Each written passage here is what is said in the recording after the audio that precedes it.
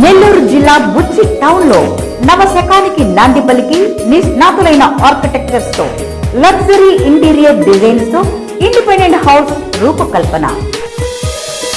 Prasad builders and developers 5 నిమిషాల వ్యవధిలో schools, hospitals, highway roads. Anjanadri Nagar లో ప్రసాద్ బిల్డర్స్ అండ్ డెవలపర్స్ వారు 100% వాస్తు, సంపూర్ణ వెలుతురు, ఎక్స్క్లూజివ్ ఇంటీరియర్ డిజైన్ తో విశాలమైన hall, fully furnished double bedroom with attached toilets, పూర్తి ఫెసిలిటీస్ కలిగిన కిచెన్ రూమ్, గేటెడ్ కమ్యూనిటీతో ఇండిపెండెంట్ హౌస్, బ్యాంక్ లోన్ సదుపాయం కలదు. బుకింగ్ కొరకు Prasad builders and developers, back side of KM hospital, Anjanadri Nagar, Buchireddypalem.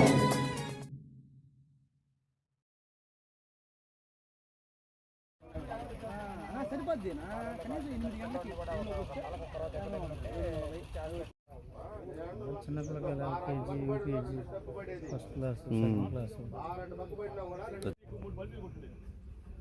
వీడొచ్చింది కదన్నా, ఏం బండి అన్న ఇది? పిల్లకాయలు తిప్పే బండ్లు అంటే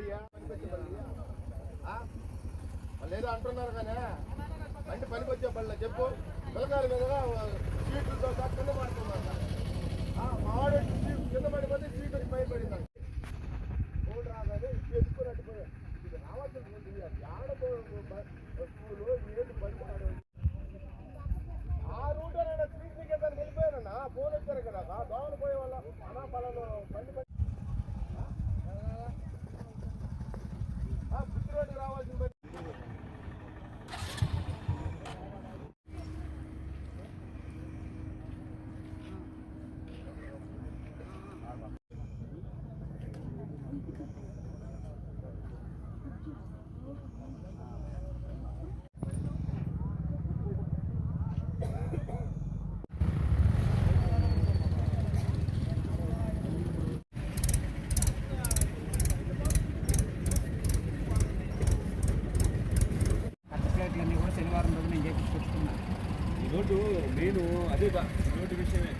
అవతలకి వెళ్ళారా?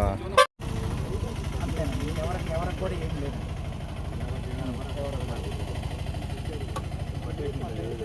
25 మంది స్కూల్కి వస్తున్నారు. ఊరు కానీ కొంచెం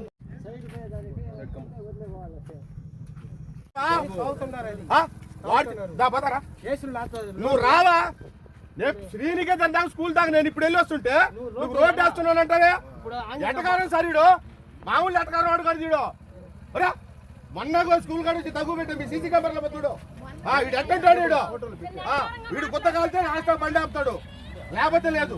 ఉన్నాడు సార్ కడుపు అంటే అట్టుంది.